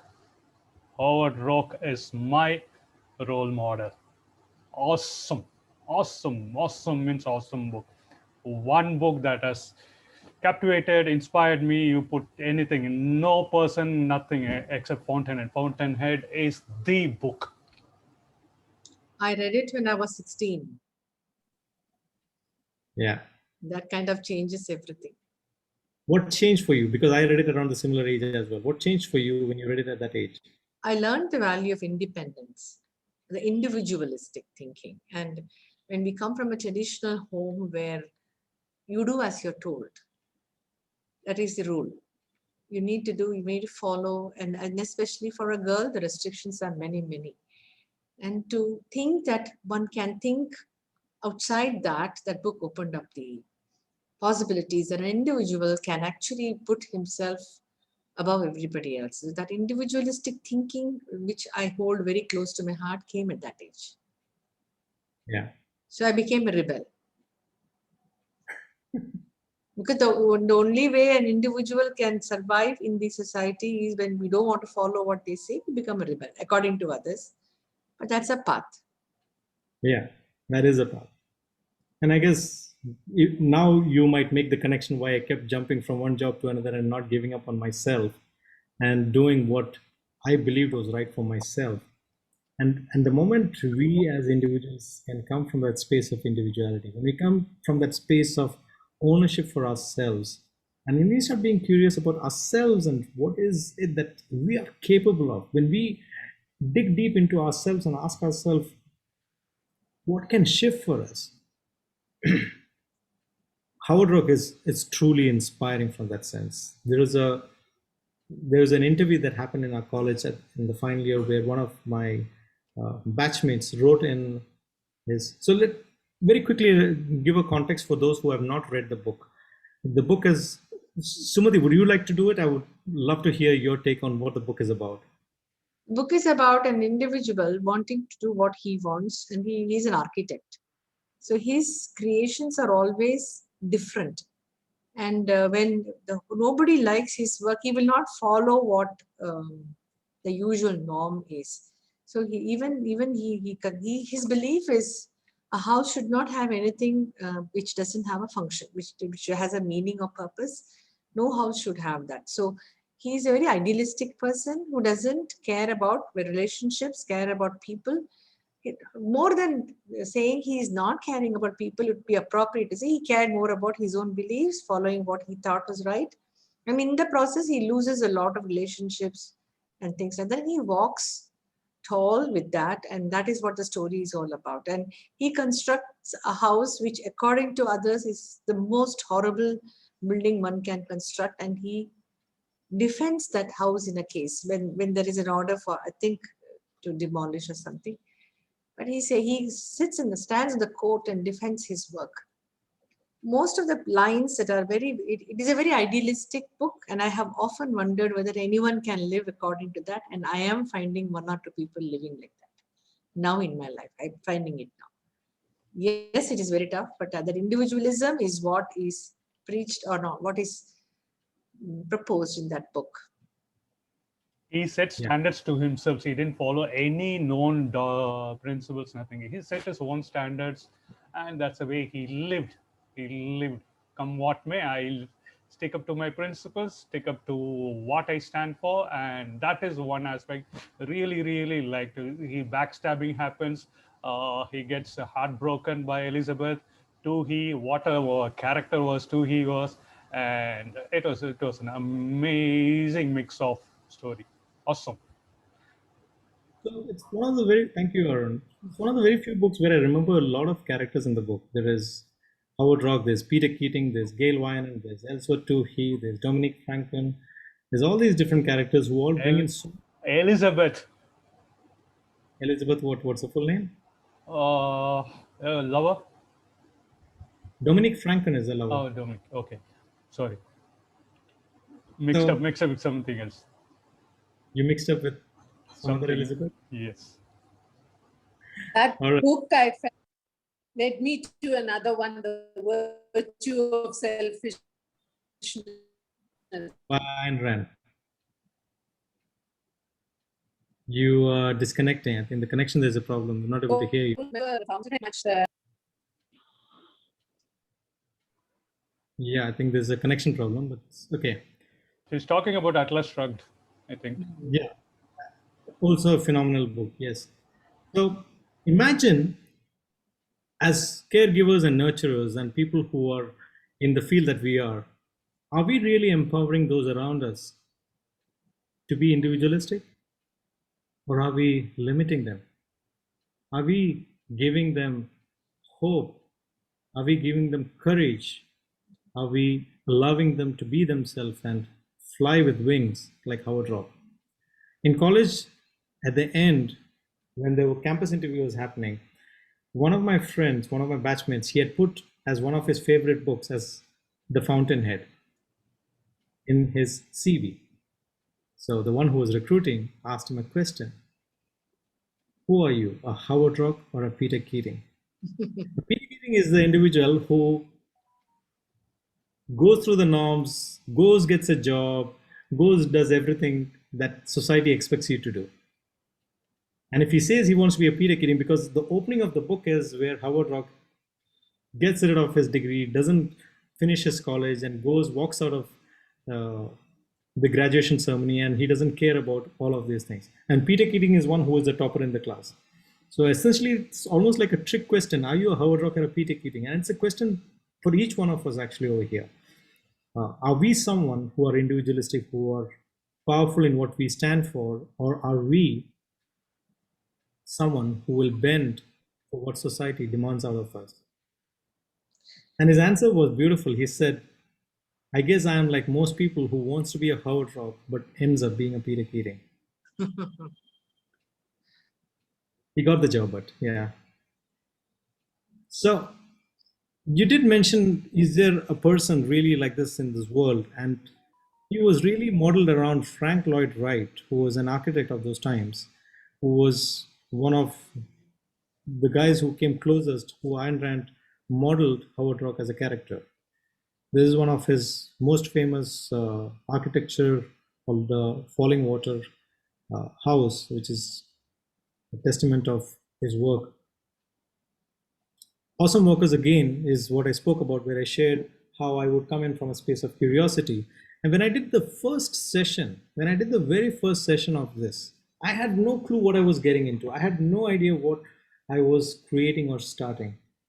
I just knew I loved conversations, and I just got a few friends of mine and said, let's come together and have a conversation. And they were like, yeah, but what are we going to talk about? I said, I don't know, just come, we'll figure it out. And when almost all the 20 of them asked me the same question, I said, okay, let me get out of these 20 people, 2 people, and have a conversation with them instead of having a conversation with everyone. So I picked one male and one female and started having a conversation with them. It went on for an hour each. And at the end, I asked the audience, how did they like it? They said they loved it because it was open heart conversation. Nothing was structured. And for the guest also, they had to prepare nothing, and they had to just come over there and be themselves and who they are and share their story and journey. In that, at the end of that session, there was a gentleman who was sitting over there who was the past international president of Toastmasters. So the global president of Toastmasters was an Emirati guy, and he's a good friend of mine, and he was part of that first session. I asked him, how do you like this session? What do you think about it? And he gave me a feedback that I've kept to my heart, and that I've seen when anyone keeps to their heart, it transforms the way that they do their work and live their life. And the advice that he gave me was this: Samir, what you're doing is amazing, brilliant. Just make sure what you do is never about you. And that was one of the best advices I could get on a journey where I was interviewing people. And if you look at everything that we do, if we make it about ourselves, it's very different than when we make it about others. And when we choose to make it about others, the choices we make, the things we do, and the way that we will live our life will be so different compared to when we make it about ourselves. And that is one of the biggest lessons that I've got out of Awesome Workers. While I go in and continue to have conversations with people, it's always about seeing and asking, what can I learn from somebody else? And this is the same by this gentleman. This gentleman's name is Brandon Stanton. Brandon was a photographer who used to take photographs of people, everyday people in New York. How many of you have heard or know of Brandon Stanton? Anyone here? Brandon Stanton is a photographer who is one of the under 30 influential people in the US. His photographs has garnered so much views, and the most beautiful thing about his photographs is, along with the photographs, while he takes photographs of everyday people, he has a short conversation with them. Probably short, probably long, but he captures a small part of that conversation and he posts it along with the photograph on his Facebook page. Now these posts started going viral because of the way that he crafts the stories around the photograph. And one such story was that of this young child. He met this child on the streets and he asked him a question. Vidal, who has influenced you the most in your life? His answer was, my principal, Ms. Lopez. How has she influenced you? When we get in trouble, she doesn't suspend us. She calls us to her office and explains to us how society was built down around us. And she tells us that each time somebody fails out of school, a new jail cell gets built. And one time she made every student stand up one at a time, and she told each one of us that we matter. What a powerful message. A message from a principal who believes that if children don't go to school, then they're going to jail. This is from the neighborhood in New York where there is a lot of crime, and these children are really coming from poor families and they really don't have any support. Now, Brandon got really curious about this, and this went really viral. You can see over here more than 1 million views at the time of this photograph being taken of this post. So he decided to go and meet the principal. He goes and meets the principal, Lopez, and he finds out what an inspiring lady she is. A lady who was committed to making sure that the life of the children are really transformative, that they will really make a difference and not go to jail and live a life of misery. This commitment that he saw from her made him ask her, because his photographs were never about money. His photographs was something that he was doing for society. It was just something where he was capturing stories, and he had no other intention other than to do that work alone. But as he kept doing this work, he asked her, all these, they don't have funds, they don't have support, the community is not really supporting them so much. So he asked, how can my community, my Facebook community, support you? Is there anything that we can do for you? And she said, all these children who are here in the schools, they don't have hope. They have nothing to look forward to. And I really want to give them a chance. I really want them to go and see Harvard University and just go there for internship or just do something over there. How much money would that require? And then they did a fundraising, or I think the goal was for 100,000 or so, but they hit within 15 days 1.4 or 1.5 million dollars. This is the power of curiosity, of what you can do for other people, the possibilities of what can expand in life. The story doesn't end there. It goes on to become even more beautiful. The fund is raised, they give the money to the school, The kids go to Harvard, they go and visit the campus, and she says, when there is a TED talk by Lopez as well, you can find on YouTube, where she speaks about this whole journey. And she says the brightness in the eyes and the way that children felt, how the world can open up to new things, because until that point of time, they were limited in what they were thinking for themselves and what was capable for themselves. A whole new world of possibility opens up for them because there are people in this world willing to help and support and do something for them as well. The most beautiful part of the story is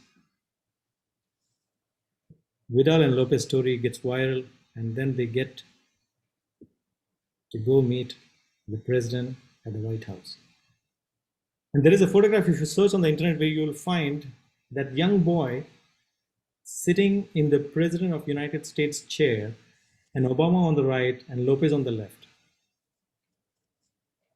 Anything is possible, my friends. Anything is possible if you let your imagination go wild, if you let possibilities into your world, if you allow curiosity to be a part of who you are, in everything that you do, not in certain things that you do, but to make it like a muscle where you exercise it every single day in every single thing that you do.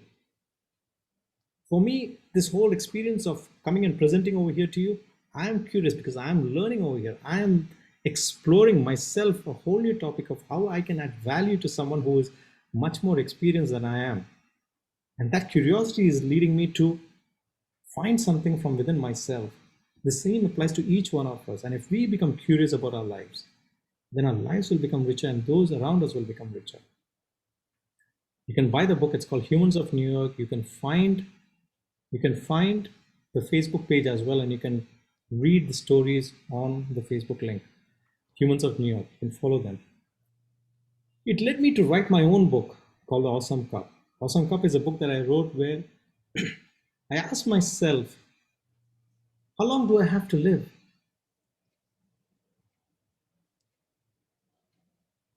Let me ask each one of you this question. How long do you have to live? None of us know the answer to that question, right? We could be gone in this moment. In the next moment, we could be gone.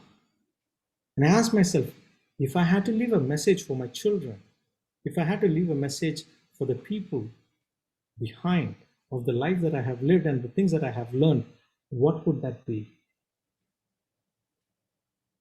Answering that question made me write that book in 30 days.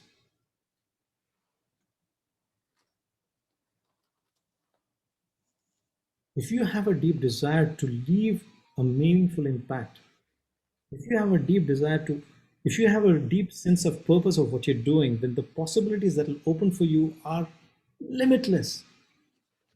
And when I wrote that book, I knew that is not going to be my last book as well. So I started fine-tuning and working upon it and improving upon it. There was no end. Then I realized this is not my last book. I might write more books. So let my imperfections also show up if that be the case. Awesome Cup is a story of 5 friends who come together for a college reunion. And they come for a college reunion and they learn about the art of conversations. Conversation is something that I'm deeply passionate about. And how I discovered this is when at Awesome Walkers, one of the guests, she said, I just came back from India after finishing my education. I didn't know what I wanted to do. All I knew is I love to talk. So I wanted to find something that was around talking. And that's how she ended up becoming an RJ. And that was around 2 years into my journey of Awesome Walkers. And I asked myself, if she loves talking, what is it that I love so much? And when I explored that, I discovered the answer to that question is, I loved conversations. I love talking to people. I love the possibilities that opens up when you speak to someone. And just by being curious about the other person, you open up their own world. And that's what we all do, right? As coaches, as psychiatrists, as professionals in transaction analysis, for definitely this is what we do. We explore the world through the art of conversations, through deep conversations, by looking at the words that are said and the words that are not said, by the words that people are saying to others and by the words that they're saying to themselves. And by creating and identifying those distinctions, we realize the meaningful impact that we can leave, because everything that happens in the space of words. The quality of our life depends on the quality of our conversations, I always say. If our quality of our conversations improve, the quality of our life will improve. The quality of conversations either with others or with ourselves.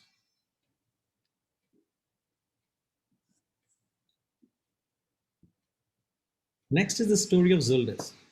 Before I get into the story of Zildis, very quickly, I'd like to hear from somebody over here who has not shared. What are you taking away so far from what has been shared so far? Sudhir, would love to hear from you.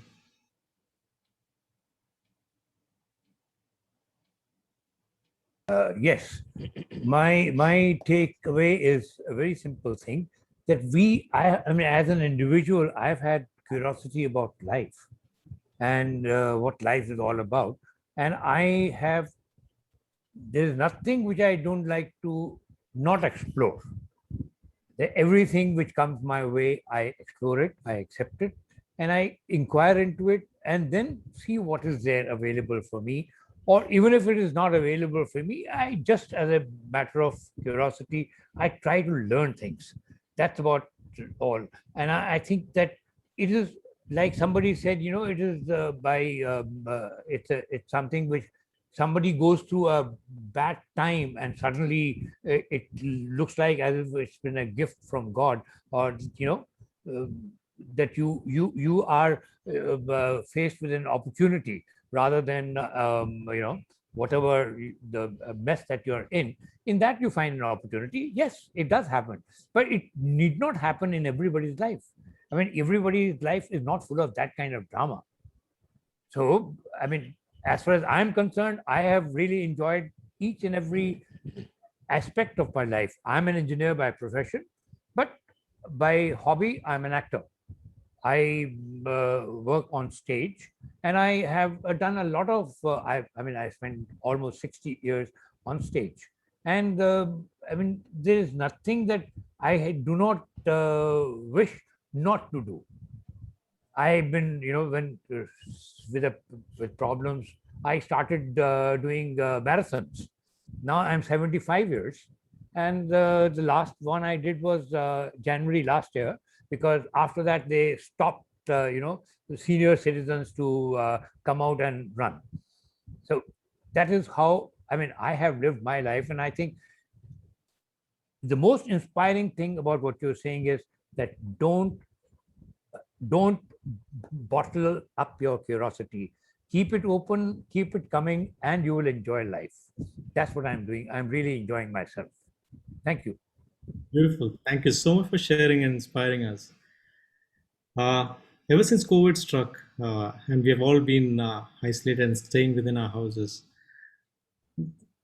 I've made it like what you just said over here right now, Sudhir, that I want to fill my life with experiences. I want to fill my life with things that I've not done and things that I want to explore and do things new. And that is why I guess next month I have signed up to go climb Kilimanjaro. I have never done something like that of the sort, but it's the whole mindset and the whole idea of doing something that scares and that's exciting. It's truly beautiful. And I guess we should all ask ourselves, what is it that we can do to fill our life with amazing experiences that will bring us great learning, great joy, and great opportunities as well. Gonzalez, I'd like to hear from you. What are you taking away so far from today's conversations that we are having? I have a question for you, Samir. Where do you draw the line between curiosity and intuition? You would know the answer. I don't know the answer myself, because I often keep doing things by the gut. I think I can call it intuition, but I don't know if I'm right or wrong. And I am curious, which is why I always keep looking for solutions whenever a problem crops up. In fact, I'm in a job where I'm supposed to find solutions for everyone. They dump their problems on my head. But I'm very curious to know about the relationship, be it causal or otherwise, between curiosity and intuition. It's a very interesting question, and I will try to attempt answering that. I'm not saying my answer is going to be the perfect one. I'm not saying that this is how it should be, because I'm exploring. I'm curious about how to answer that question actually over here. Intuition is for ourselves. True. Curiosity can be for ourselves and for others. when we don't impose our intuitions on others, when you keep your intuitions for yourself and you keep curiosity for others, then they're two different things. They're not the same. They're not on the same wavelength. They're two completely different entities by itself, right? So intuition is how you operate. It's your operating model of how you make judgments or how you take decisions. Curiosity is what triggers that, perhaps. Curiosity comes before that. Curiosity does not come along with that or after that. So my experience has been a little different, Samir, in the sense, if I go back way back in time, what I loved doing is what I'm doing today, and yet I never found an opportunity to do it upfront. But I kept doing it in every single kind of job that I managed to get along the way and progress, and always stayed close to it because something kept drawing me to it, and I thought that was my intuition.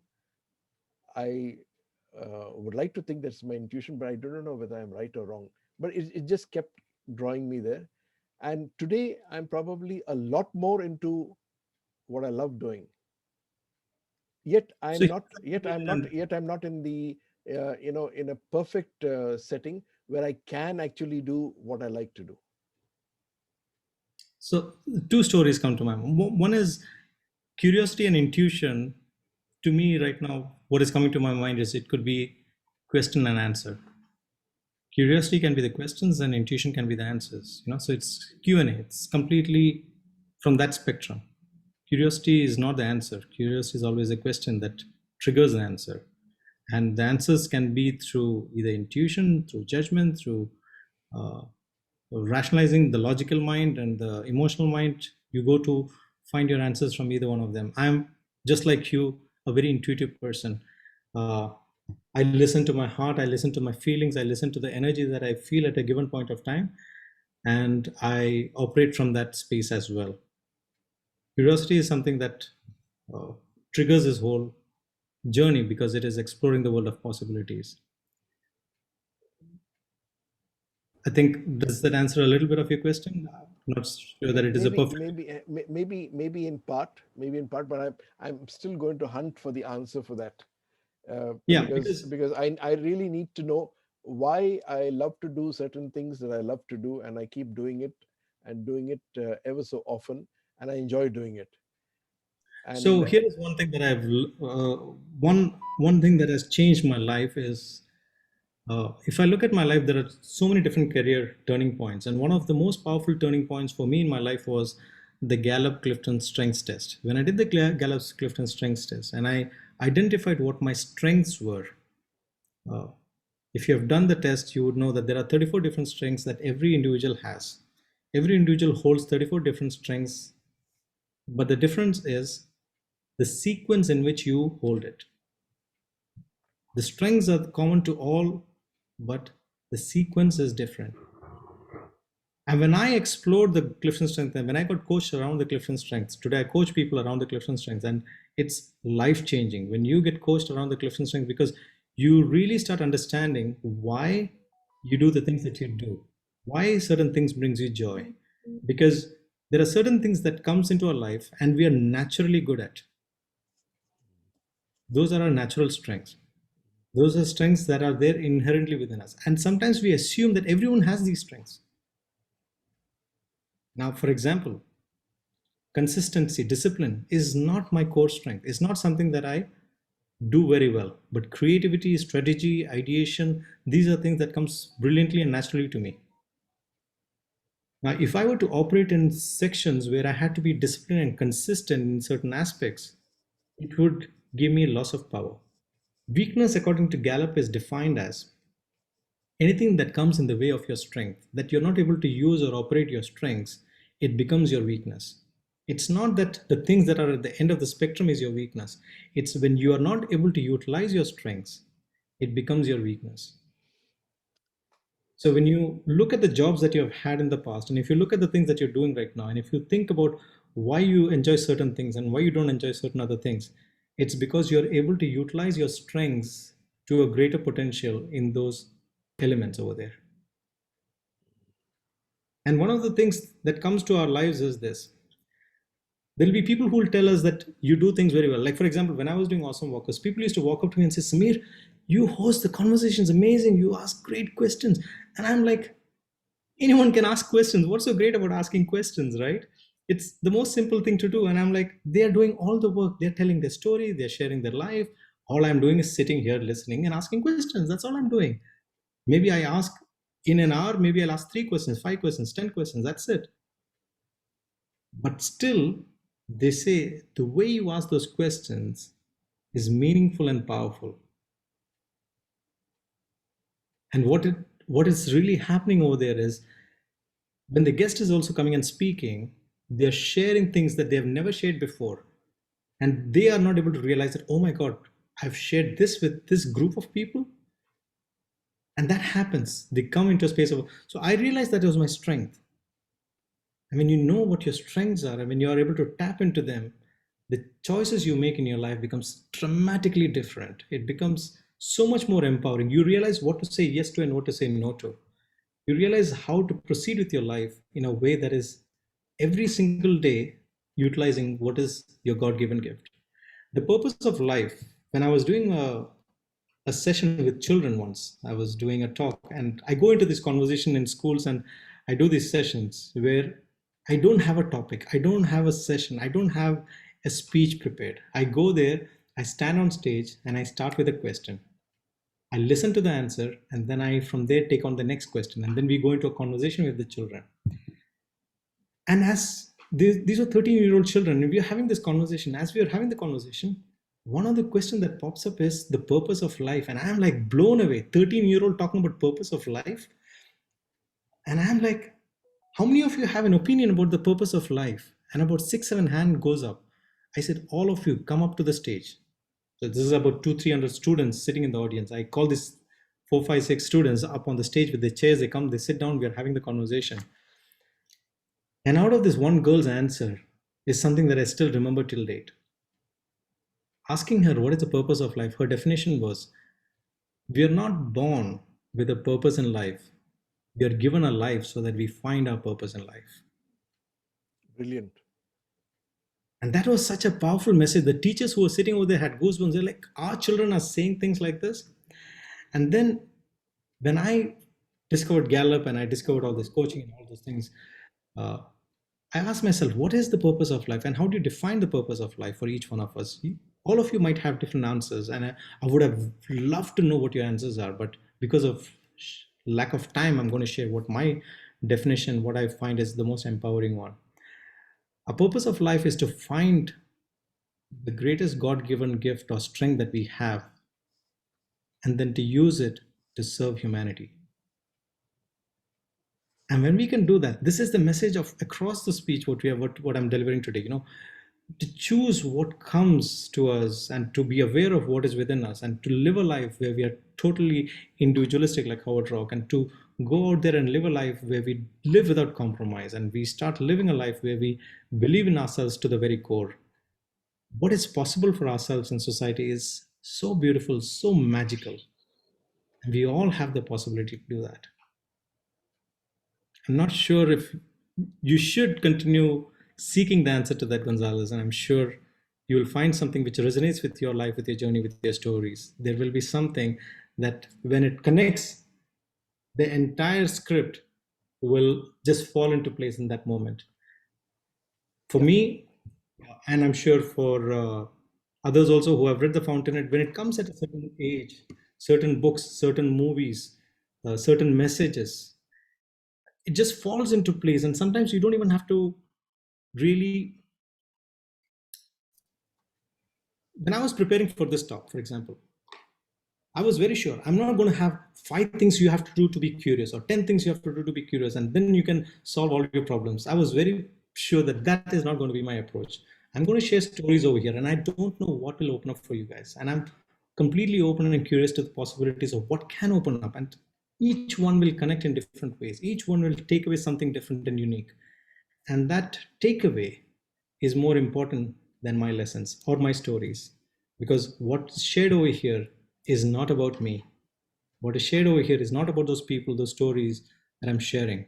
It's truly about each one of you. And if you get that part, if you get the fact that it is about your choices, your life, and the way that you look at life that can transform magically, then the session would find having its job done. Very quickly, let me just go into Zulda's story. Zulda's is an amazing story. I met her about 2 years again back, and she came in and she was talking about, she's from Kyrgyzstan. Her father is a surgeon. One fine day, she tells her father, when she's young, she's about 16 or so, that I want to shape my legs. I want to get better legs. So the father is like, okay, come to the hospital tomorrow. So she thinks her father is going to do surgery and going to make her legs look beautiful and all that stuff. As she is going into the hospital, her father takes her to the wards where there are people who have broken legs, injured legs, legs which are completely infected, etc. And as he's taking her through the hallways and she's seeing all of this, she reaches his office and he asks her, do you still want to have better legs? She says, no, I'm fine with my legs. But the fact is this, life has a cruel way of coming and biting you back in the place where it should not bite. And through some weird curse, her legs got paralyzed. And they said that they will have to cut her legs off. Now she was determined, she was committed. She said, no, I'm going to heal my legs back. With the power of her mind, she started for months lying in bed, waiting for one finger to wiggle, one at a time. Wiggle, wiggle, wiggle. She kept working on it until her toes began to move and then her legs began to move. And then finally she could stand and then she could walk. She healed herself back and she realized the power of the mind. And how she utilizes this later in life is quite comical, because when she realized the power of the mind and what it can truly do, she desired for triplets, and she got triplets in her life. She had 3 children that was born on the same time. The story might be a little amusing on one side and a little disheartening on the other side, but the fact is, the things that we choose in our minds, the things that we create in our minds will happen. It becomes our reality. Sometimes it makes us fall sick. It releases toxic chemicals in our body. It makes us go through diseases. It makes us really suffer. Not only ourselves, but sometimes the way that we are might make somebody else suffer. The choice of our words are so important. And if we can choose the right ones, and if we can come from a space of curiosity, and if we can come from a space where we really want somebody to grow, prosper, and become something amazing. Oh, this is an amazing gentleman. I have to tell, this is the last story, I hope. Yes, this is the last story I have to share. This gentleman, his name is Benjamin Zander. Benjamin Zander is the conductor of the Boston Philharmonic Orchestra. So Benjamin Zander, he has an amazing TED Talk. You should watch his TED Talk as well, which is called The Transformation Power of Classical Music. He talks about how his music has really created new possibilities for himself and how things have really expanded. But he was saying about one instance in his life where he was thinking to himself, it was like an eureka moment in his mind where he thinks to himself, I am holding a stick and I'm just waving it. It's the only instrument on stage that does not make music. Every other instrument on stage is making music and mine does not. Am I really leaving an impact? His work is making sure that all the musicians on stage are making an impact. But he's asking himself, am I making an impact? And that question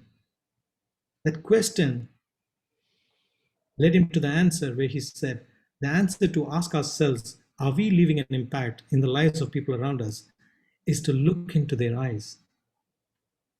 Look into their eyes and see if it is shining. If their eyes are shining, then you, my friends, are doing work that makes a difference. So each one of us, by the work that we do, the things that we choose in our lives, we just have to make sure that we leave shining eyes around us.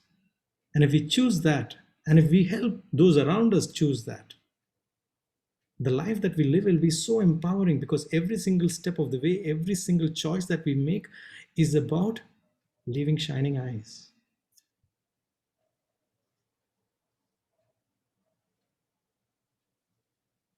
I have no special talent. I am only passionately curious. This is something I have not said it for the first time, but I am saying it for myself as well. But the one who has said this is none other than Albert Einstein. And another quote is, when you're curious, you find lots of interesting things to do. Lots of interesting things to do. And this is by Walt Disney, the one who is an epitome of creativity. You think about it. You think about what he has created out of nothingness. You think about what is possible for each one of us. If you look at every book, that is written, or every movie that has been made, or anything that has been created, even a bottle that has been created, or a mobile phone, it all came from a space of curiosity and possibility. It all came from a space of thinking that something can be created, that something can be initiated. Everything that happens in our life happens twice. First in our minds, and then outside in reality. And if in our minds, if we come and operate from a space of curiosity, if we come and operate from a space of possibilities, then my friends, we don't have to repeat the things that have already been done. There is so much more to be done. So I would like to conclude with one simple thing that you can take away. One is certainty. In my opinion, certainty is the enemy of curiosity. If you think about everything that happens in our life, if you're looking for certainty, you're killing curiosity. You're saying that this is how it should be done. This is the way it should be done. And you should do it only this way. And if this doesn't work, then we'll figure it out. No. If you come from a space of curiosity and not certainty, then for you and for those around you, you will remain a blessing. One final question that I want you all to think about as you leave today is this: does your life matter? We all have the opportunity to live a life that makes it matter for those around us. Like I said earlier, a life is not for us, but it is for those around us. Our experiences that we go through are the fuel, the pain that we go through are the fuel for us to serve others.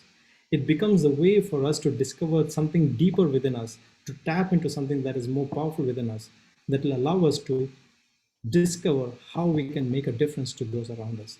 And if that is the journey that we are living, if that is the true essence of who we are, every single day we wake up to see how can we leave shining eyes?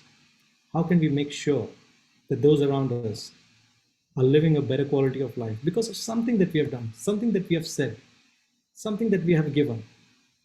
If that becomes the choice that we make, and I'm sure that is a choice that you've all made. That is the reason why you're all here in this room today.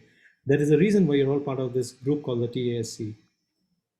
If that is the reason, then ask yourself, what more can I do than what I'm already doing? Thank you, everyone. It's been a pleasure. I do not want to exceed the time limit. It has been a wonderful pleasure being in your presence, exploring the idea of curiosity. I have had no idea what I was going to talk about until I started preparing for this. And it has opened up so many things for myself. So it's been a real privilege. And I'm truly, truly grateful to each and every one of you over here. Thank you for your presence, for staying back, for your participation. Thank you. I'm open to questions if there are time, but yes, this is me. Thank you. One question, please. Samir? Go ahead. Curiosity, will it lead to becoming a jack of all trades and a master of none? And people, when job hopping happens, people look at you as in a cynical manner, so that you don't have a stability of mind. So you think you don't know how to be decisive in what you want, so that you're a job hopper. So stability comes. So these are the two-part questions that I would like you to throw light upon. Thank you. So, what is your name once again? Arun Sachs. Arun Sachs, yes. Can you repeat the first part of the question? Does curiosity leads to becoming a jack of all trades and a master of none? And Does it? then I'm just asking. So you are curious and you just bored in this, and then suddenly you jump onto next one. What is curious about it? What, let us try in this field, and then the monotony creeps, something like that. So you curiosity. That's a curiosity. I want to know, what is this? What is in this? What is in that? So I will tell you what my answer is for myself, how I operated it. All right. And to answer to the second part of your question also, where you said, what will society think, what will people think, and how will people perceive you, is connected to the first part of the question as well. Yes. How I operated and how I chose and how I decided on everything that I have done in my life was based on my intention. And if we choose the right intentions, that intention will be your guide. And there is no right and wrong intention, actually. Whatever intention you choose is right for you. So what was the intention that was guiding me in making my choices was this. When I was young, when I was in college, I came across a quote that became my guiding light. It said, find a job you love to do and you will not have to work one day in your life. And I was pretty damn, I didn't want to work a day in my life. I want to have fun. I want to have every single moment. So what it is for others, Arun, I do not know. Will they become a jack of all trades? I do not know. Will they explore in curiosity? I do not know. Can you become a jack of all trades? Is it possible? When you say all, does it encompass all? What is all? All is too vast. All is too huge. Okay. So if it brings you joy, if it brings anyone joy, anything, let it be the guide. Your question, is it for the choices you're making or is it for the choices somebody else is making? The question, and each one of you, when you have a question, you ask yourself, why am I asking this question? And if you're curious about why am I asking this question, is it to make better choices, or is it just to find an answer, or is it to guide somebody else?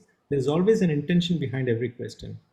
And if you can ask the question behind the question, and if you can try to discover the intention behind what you are thinking and asking, then that also can be your guide in terms of how you decide whatever you decide. Mm-hmm. Thank you. Thank you.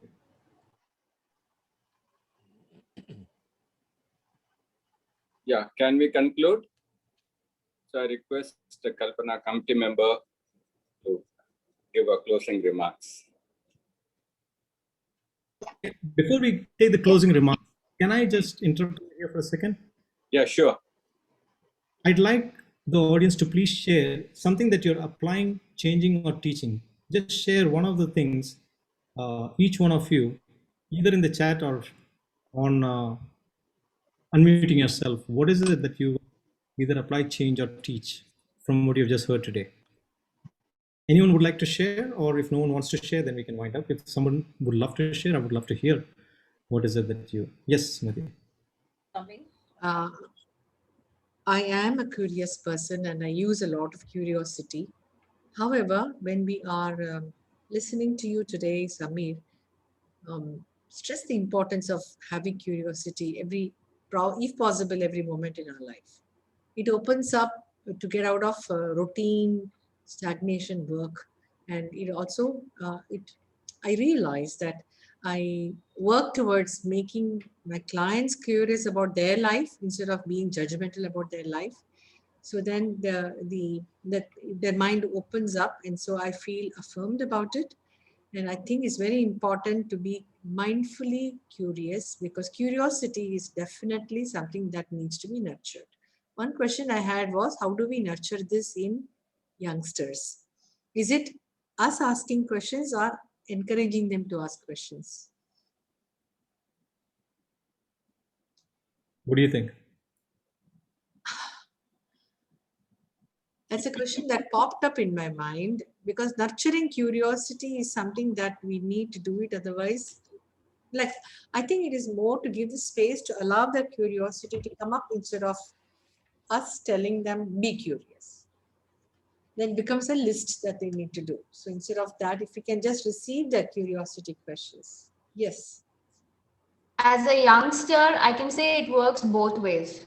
It's not only one way as an answer to your question. You don't know what you're going to learn from the other person. The other person doesn't know what you're going to learn from this person. Excellent. Sumati, let me just point out one thing over here. When you ask that question, the energy you had, and when I popped the question back to you, you shifted, you jumped into another shoes in that very moment. It is in that space that you build curiosity. It is in that holding that space where you're open to listening and you're open to sharing. It is like, you cannot give somebody freedom. Freedom is there for everybody. If we don't get in the way, they will be on their own. We don't have to claim that we gave freedom to somebody. I think it's something similar to that, which each person is curious, allow them to be, and you don't get into the mess, get into the way. Thank you for all the nice words. I've taken down notes because I'm an avid note taker. That makes two of us. I love the stories. I love the stories. Thank you. Thank you very much. Anyone else? I would like to hear some feedbacks or some. Samir, you shared very inspiring stories, and asking, first of all, I asked myself, okay, and particularly the problem, the current problem, okay, and sort of I was feeling a little stuck actually, and your session has inspired, and all the stories that you told, particularly the surfer Mo, you said, okay, he had some plans, but he had to amputate his legs, but he turned out to be a surfer. So somewhere I was thinking, okay, this session has brought a change in me. Okay, you inspired, and you made me challenge my problem actually. And now the curious question starts running in my mind: what am I going to do? Something new.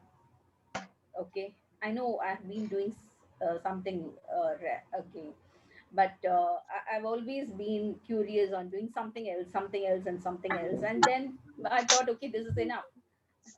Like okay, I've come to the age of 56, and let me not proceed. And I was actually thinking, okay, this is an end actually, but now you made me feel this is not my end, it is only a pause. And I'm really thankful to you, Mr. Samir, for making me feel that, because it's coming from my heart. Okay. um, yes, I and there's a lot of creativity in me, a lot of stuff in me. I don't know anything that I do. People keep telling you, how come you're doing this? You're doing this, a multitasking person. Okay. So I can work on any of those stuff, I see. I started as, um, to be frank, if I just have to sum up a little, I got married at the age after my plus two. Okay. So I never thought today I would become a teacher, then a remedial teacher, then a professor, then a counselor, and all that. I never thought about all this. Now I think, when I can do all this, why can't I do something else also different, like as you said? Okay. So you brought a change in me, okay, for which I'm greatly thankful to you. And what am I going to teach? Okay, again, this curiousness, okay, bring about this curiosity in all the people around me. Okay, thank you so much, Samir. It was wonderful, and I can keep on be telling so much about all the things that you told, and the stories when inspiring and bringing new life into me actually. And even you, I won't, like Arun was asking, it is not job hopping actually. I feel you have the talent to move on to something else, something else. So there is that potential in you, and that is what makes you move to the next level. Okay, thank you so much. Thank you so much. I'm taking more time. Okay. Anybody else? Can we come to the go ahead. concluding remarks? Yeah. Yeah. Okay. Yeah. Yes. I just want So to say that the remark about how strengths are what that leads you on to feeling fulfilled using your strengths, and weakness is actually your something that stops you from using your strength was a statement that opened up a lot of possibilities, I feel. Thank you. yes, we are coming to the final session of the day. Wow, what a session, Samir. You know, you just created the curiosity, and all your the stories, and you kept us throughout. What is going to come next? What next? What next?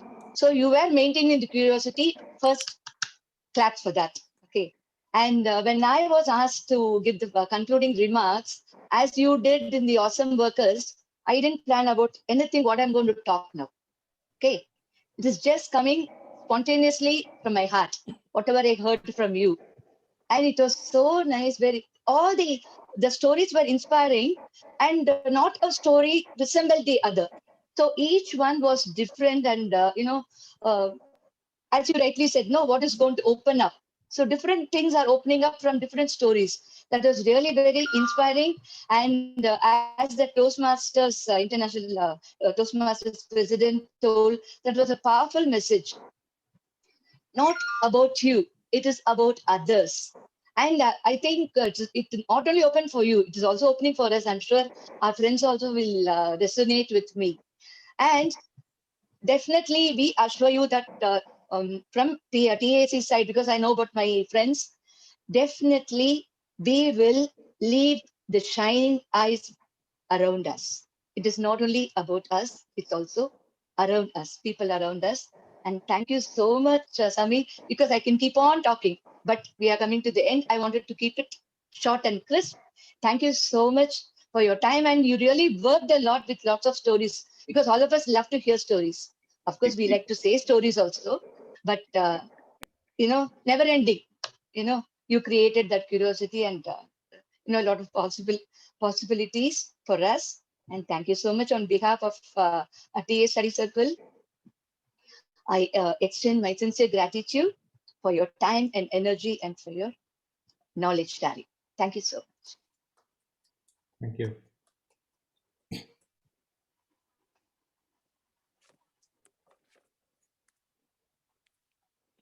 Yeah, it's time to say goodbye, good night. Take care.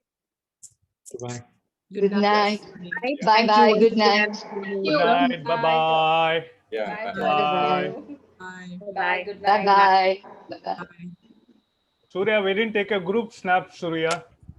I've been taking, don't worry. Maybe, yeah. Okay. If all of you can stay back for a second with your videos on, I can take one more. What's up? Sheila, Boneshwari, Major, Major, Satish, okay. Sheila. I'd like to also thank Major Narayan for putting me in touch with your group. Really thankful, Major, for that. Yes, I'd like to thank him as well, because when we were looking for speakers, it was very nice of him to have us connected, and the show has been the way it is because it started the discussion with Major. So thanks to him, and thanks to you as well for curating this session for us the way it had. Thank you so much. Okay, bye-bye. Good night. Bye. Bye-bye. Bye all. Thank you, Major. Thank you. Bye-bye. My pleasure. Yeah. Thanks a lot. And thanks especially to Samir. Thank you. Thanks, Samir. Thank you, Major. Bye. Really. Thank you. Thanks, Samir. Thanks, Major. Thanks, TA Study Circle. Thank you. Good night.